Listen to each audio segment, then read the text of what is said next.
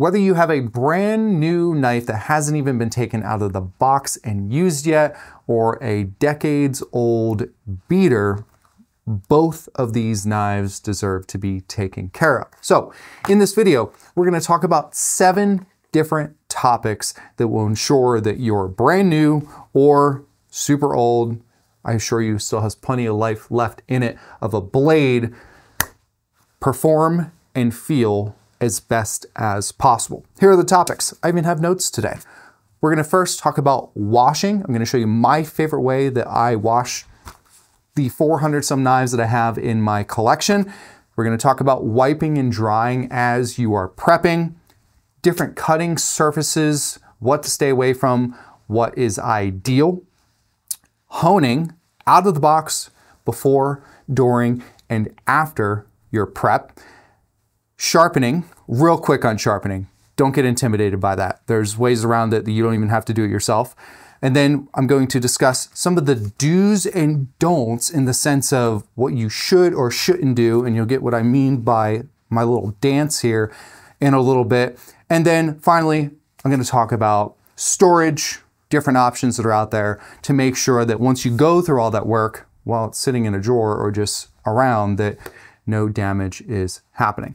Let's dive in with washing. Why is washing first? Well, whether it's an old knife that was given to you or a brand new one, it is literally the very first thing that you should do. Now, there are many ways to wash dishes. There are many ways to wash knives. I have dialed this in, and this is, in my opinion, the best way possible to wash a knife. Okay, so my hand-me-down, trusty, tried and true is a Zwilling Pro S that was my mother-in-law's to my wife's, and now it's managed its way up here. Okay. Whether it's this or a super fine hand-forged Alagami Super 6465 Rockwell like this Enzo hand-forged, I wash my knives the same way. My little makeshift sink here, soap, and I use this brush. In the sense of soap, something that has a degreasing agent in it is going to work best. We have no association or affiliation with Dawn, but I use Dawn Platinum. I like the smell, I like the way it froths up, and the degreaser aspect is fantastic. This brush, this is some type of synthetic fiber. Kind of feels like a really hard straw. This is a Lodge cast iron brush cleaner. Wood handle. It's like $7, $8. I like using this because it never gets smelly like a sponge. It froths nicely, and I get to keep my hand away from the blade. So what do? Wet my blade, a little pump of soap, and here we go. I've never once on any of my knives scratched the blade, and I get to do this on both sides, and my hand is never near the edge. Now, let's pretend that I'm rinsing this underwater. I'm going to get rid of my suds, and that's it. That's it. It's the simplest thing. Now, if you do decide to use a sponge like this, I don't like sponges because they get smelly. They're actually really dirty things. One of the first things that I'll do is this textured side here doesn't usually scratch a blade unless it's like a really, really soft steel, which at that point anything is going to scratch it. But if you want to use this side, put your blade right in the middle, fold it in half, and then squeeze and pull. Squeeze and pull. Now for the part where it doesn't completely meet the edge, like right there, bring your fingers back a little bit and just kind of go like this and push away from the blade, and then you can kind of pull towards you like so. Give it a little rinse and you're good to go. A sponge, a washcloth, anything like that, you will eventually slice like I did just there. It's just going to happen. With this little Lodge brush, honestly, again, no affiliation, it's just something I found that I really like. that Lodge brush, I use it to wash every single dish possible. Now, in the sense of drying, which you should do immediately after washing your blade, even if it's a stainless steel blade, not carbon steel, which will patina or rust if not dried properly, get in the habit of washing and drying right away, because if you do decide to get into the world of carbon steel blades, you'll already have that muscle memory so that you can keep the blade in tip-top shape. Now notice here, going right in, I'm pinching right at the base of the edge and I'm just going down. And then I grab the handle and I will push the handle up. Now I have a place to grab, give a little twist. There you have it. That's how I dry my knives. Do not ever put your knives in the dishwasher. Don't do it. I don't care if it's the cheapest knife we have on the site or the most expensive. Knives do not belong in the dishwasher. The other thing, do not ever soak your knife. What happens? People soak their knife. There's suds all over their sink. Other things go on top of it, and then they reach down to pull something out and they slice their finger. That's just the safety side. Then there's just, don't do it. That's simple. Okay. Part 2, topic 2, chapter 2, whatever you want to call it, would be wiping and drying your knives mid-prep. I always have a dry or semi-damp rag next to my prep station. And after I'm done, say, prepping some onions, I'll get done and I'll just do this. That's it. Carbon steel or stainless steel, just a quick wipe down. It's going to do two things. It's going to protect the blade. It's going to prevent little bits of food product from getting all hung up on the edge, which will essentially kind of impede on your next prep. And cleaning will be so much easier. There's no need to soak a knife if you are wiping it down in between use. Sometimes I'll reach over, give a little spritz under the sink, and I am good to go. So that covers washing as well as wiping. And sometimes for carbon steel blades, you do want to dry them, especially if you're going to be cooking in between prep and they're going to be sitting there for 5-10 minutes. Sometimes that's all it takes for some high carbon steel blades to rust instead of patina. But for the most part, a quick little wipe down like this, go right back to prepping, or go grab your other ingredients that you're working on, get them ready to go, and then boom, boom, boom, you're ready to rock. Okay. Next up, well, first I need to get rid of my makeshift sink here because I don't think that this needs to be in the way. We'll get rid of you and get rid of you. Okay, cutting surface. Think about driving on asphalt versus sand versus a dirt road or black ice. The surface matters. It's the same for your knives. There are a bunch of different cutting boards out there.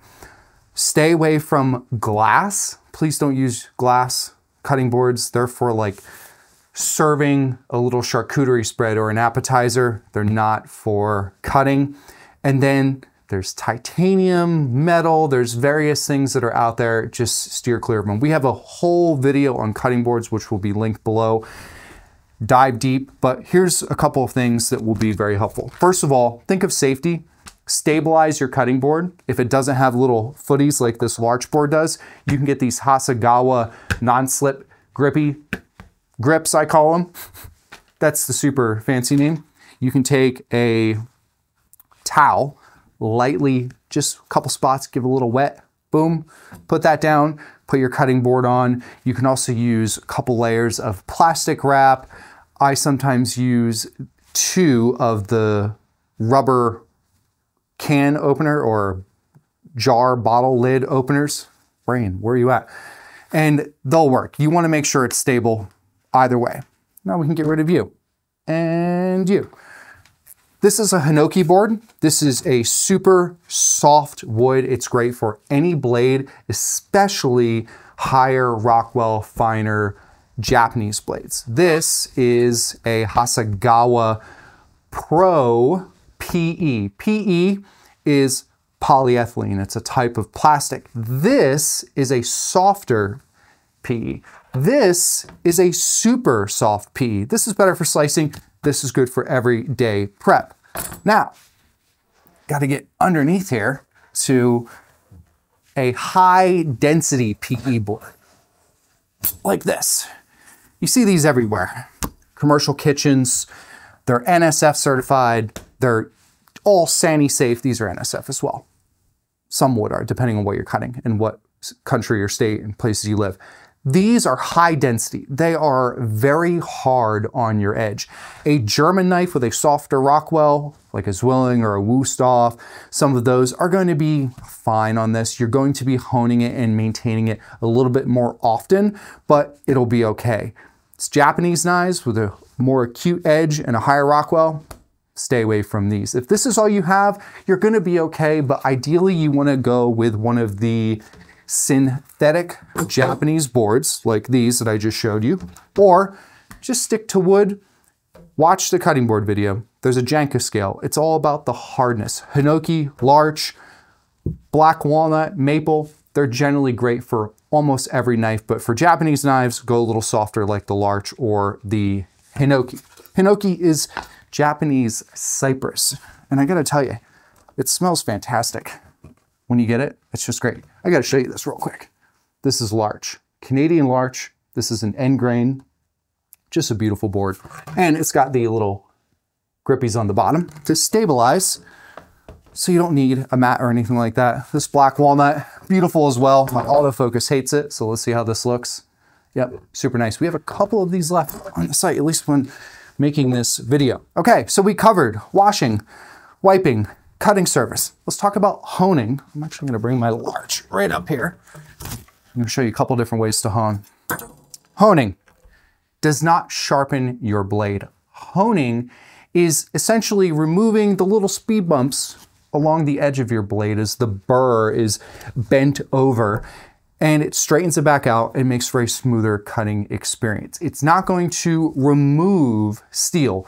It may pop off a little piece of burr here and there, but it's not going to change the geometry of the edge itself. So when you're honing, you are maintaining the edge that was created by sharpening.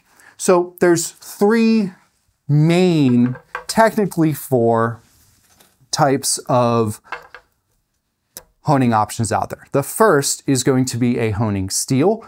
Then we have a ceramic rod, and then a diamond. The diamond has the ability to remove steel and essentially sharpen and hone at the same time.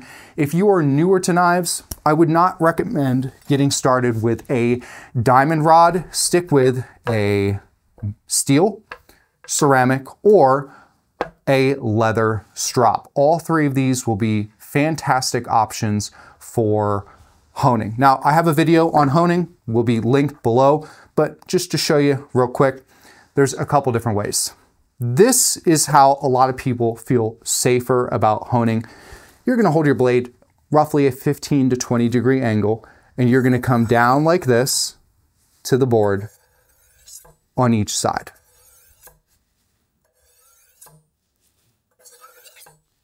Four, 5 passes on each, you're good to go. It will, if your blade is newer and you can't cut a tomato and then you do a quick little hone, boom, you should be able to cut a tomato, unless it's just a poorly sharpened knife, which hopefully you won't get from anyone, especially us. I prefer to hone like this when I'm using a steel. It's the same motion, I'm just doing it towards myself. Right there, that will protect your fingers. Some people go like this. I don't recommend that because your knife is now going out towards, who knows, maybe your spouse or your kid comes walking through the kitchen, or you're at work and someone turns around. Don't do that. You should be going towards something you have control over. I have control over where I'm standing, where my hands are at, and I have control here over my board. Okay. Steel, much more cost effective for the most part. Ceramic will get a little bit pricier. Yes, there are different grits. At the end of the day, just get yourself some type of honing rod, or you can get a leather strop. A leather strop, think about the old school barbers with their razors going back and forth on it. That's essentially what you're doing here. This, it's a little bit different. You're going from tip to heel, tip to heel, tip to heel, tip to heel. And that is going to straighten out that burr, and in some cases remove a little bit of it so you have a cleaner cutting experience. Okay, that covers stropping and honing.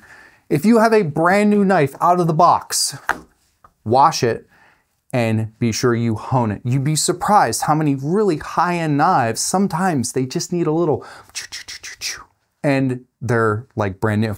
They get rustled around, there's cardboard in here, there's packaging and things like that. So just keep that in mind. If you go to use a blade, you're like, this isn't sharp enough, I can't cut a tomato.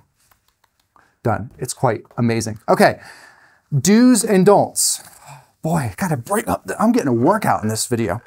Do's and don'ts. If you have a softer steel knife like this Zwilling or a Wüsthof, or even a softer steel Global, these knives can handle any cutting technique. So whether you're doing the tap chop, push chop, rock chop, cross chop, or slicing, they can handle it all. Japanese knives with a higher Rockwell, it's going to vary on your experience, your pressure you're putting into the board, the type of board you're using. There's a lot of different variables, but overall, a very fine Japanese knife like this Enzo that I showed you earlier, come on autofocus, there we go, has a much more acute edge, and even though it's a harder steel, it is more prone to cracking and fracturing compared to a softer steel German blade that is much more forgiving. A blade like this prefers to be into the board. So tap, push, and slice. If you are going to do a rock chop, it needs to be very delicate, very shallow, with a light hand, let the blade do the work, and you need a soft board. But for a trusty Wüsthof or Zwilling, you can just go to town. And that cross chop, this pivot motion or this rock and roll, it's creating tiny little torques and twists on the blade, and that's where you will definitely dull your knife faster, even with a Wüsthof or a Zwilling or a softer steel blade. But with these, grab your steel, mid-prep, bring it back to life. Now, a couple don'ts.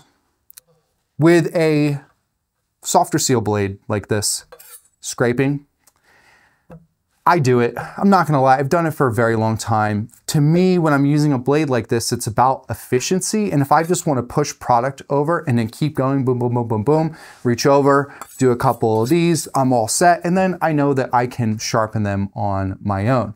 So I do it. But here's the thing, instead of pushing, you can just go just above the board.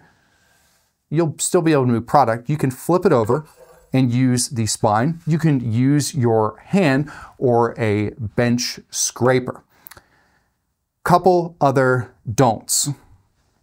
Your knife begins to fall. Oh no! Don't try and grab it. If it's gonna fall, just let it fall. Don't try and reach it. People cut themselves all the time with that. So when it comes to some of these do's and don'ts, just said it, don't reach for a dropping blade, falling blade. Don't scrape unless you're going to maintain your knives on your own and sharpen them on your own. And you know that that's just a part of it. It's going to dull the blade. There's other alternatives just by a quick little flip there. And then if you have a higher Rockwell, what's the Rockwell? It's gonna really vary depending on the knife, but you're looking at that, once you get in that SG2 stainless steel, that 63 Rockwell, that's where that rock, like with this one, it's a little bit higher, probably not ideal. Okay. What else? Do's and don'ts. Oh, twisting. Avocado. You slice it, you go all around, and then you hit that seed and you twist. Again, think about that same type of pivoting motion. but even harder because that seed is not going to give as much, especially if it's an underripe avocado. So if you're trying to remove an avocado, again, softer steel, you'll likely be totally fine. Harder steel, more acute edge, definitely not. You're honestly better off just slicing through the entire avocado and grabbing a spoon and moving it out if need be. And chances are, if it doesn't come out with a spoon anyway, it's underripe. Just throwing that out there. Okay, next thing is going to be sharpening. Sharpening can be incredibly intimidating for a lot of folks. We have various different types of whetstones, there's pole sharpeners, there's a lot of options out there. For a lot of the softer steel knives, some of those pole sharpeners are totally fine. The higher end Japanese knives, you want to use whetstone. And if you want to learn how to sharpen, we have a sharpening series, which will be linked below. And that includes even using a softer steel knife. There are different grits. This knife, it's relatively sharp, so I wouldn't really need the low number grit because that's coarser, so it's going to pull off more material. I would be totally fine likely with this medium, which is right around a 1,000 grit to bring this back to life. This one here is around 5,000. Not necessary for a lot of knives, but it definitely does some fine tuning. Learning how to sharpen is fun. Once you get through the idea that everything has to be perfect, it's like anything, you will figure it out as you go along. And that's what my Not an Expert Sharpening series is about, so make it a lot more approachable. Here's the thing, if you don't want to get a pole sharpener, you better hone your knives regularly. And if you don't want to get some whetstones, that's totally fine, get a pole sharpener. If you don't want to do anything with sharpening whatsoever, then you can find a local professional knife sharpener. There's mail-in services. The only thing you just got to realize is you're not going to have your knife for a while. Sometimes it's a week, sometimes it's a couple days. A lot of farmers markets will sharpen knives, people right then and there, and you go and you buy your ciabatta bread and your cherry tomatoes, and you get back and you've got a nice sharpened knife. So that's it in the sense of sharpening. Don't be intimidated by it. It's really not that bad. Okay, the last thing to cover would be storage. You spent all this time washing properly, honing properly, maybe sharpening, maintaining. You're not doing all this damage to your blade. So now storage. One of the simplest things that you can do is you can have a drawer like so with a towel laid down in it to minimize it from moving around when you push and pull this out, or a cabinet liner, and you can just have your knives resting in there. I have a drawer downstairs that I do that with some of my larger knives. Okay, so that would be super easy. Next would be getting yourself a saya. This Enzo hand forge comes with this saya, which then has a little pin here to keep it in shape. A little bit of wiggle, no big deal. You can store this anywhere. The other option is a magnetic saya, like this one we have here, made in the US, with cherry wood and a food-safe oil finish. This is magnetized at the spine, so it will hold. And this is designed for most 7 to 8 inch chef's knives. And we have several other universal sayas on the site. Same concept, no pin because it is nicely magnetized, and the magnets are built into the wood here, enclosed, so you don't have to worry about them falling out. Next thing, this case sabatier comes with a leather sheath, and there are plenty of universal sheaths that are out there. This is great for stainless steel. If you have a carbon steel blade, even if it's just the edge, like so, where it will patina, you can see that polish right there where I haven't developed much of a patina compared to up here. Leather absorbs moisture. So if you live in a really humid environment, then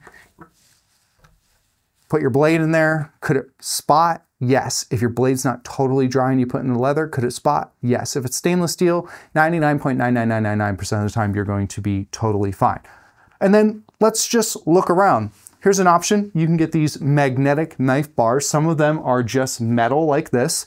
Some have a wood veneer over top of it, which is going to minimize scratching on your knife. A little tip, if you have a magnetic bar, you want to turn the blade to the spine and pull off.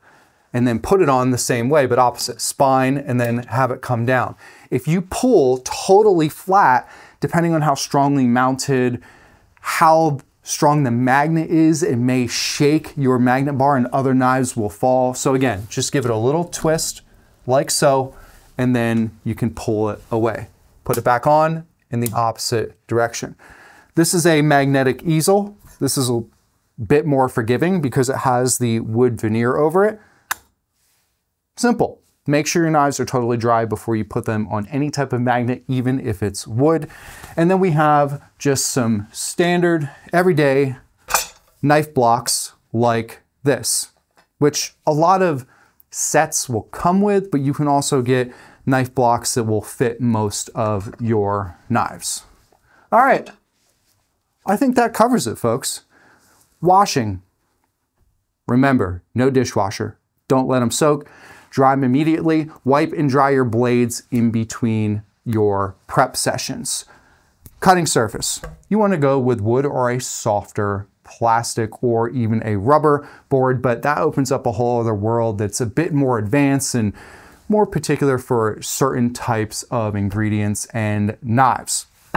Honing. You're going to do it out of the box, before, sometimes during, and after each use. Just get in the habit of doing that. I'm telling you, it will completely change your prepping as you're going through. And if you're wiping your blade between each use, it should be clean enough that you can quickly just go like that, and you're not now going to get your steel, your ceramic, or your strop all dirty. The do's and don'ts. We talked about scraping. Don't catch a fallen blade. That avocado, that twisting, torquing, you want to stay away from. If you want to do all those things, don't get a super high-end hard Rockwell Japanese knife. Get yourself, again, a tried and true Zwilling or Wüsthof, or even go the Global, which is kind of like a hybrid, or even a K Sabatier. We talked about storage. You got the saya, the sheaths, the blocks, the magnetic bars, and the magnetic easels. There you have it. Oh, and sharpening. Have someone else do it or learn how to do it on your own. Worst case, get a pole sharpener. We have some on the site. They're pretty good. They're never going to compare to a whetstone sharpening experience, but it's better than nothing, especially if you can't find someone locally to sharpen your knives. There you have it. I'm Chef Brandon with Cutlery and More. Thanks so much for tuning in. I hope these 7 topics will help you keep your knives in the best shape possible, and you can get all of the things that you saw and that I talked about at cutleryandmore.com. Thanks for tuning in.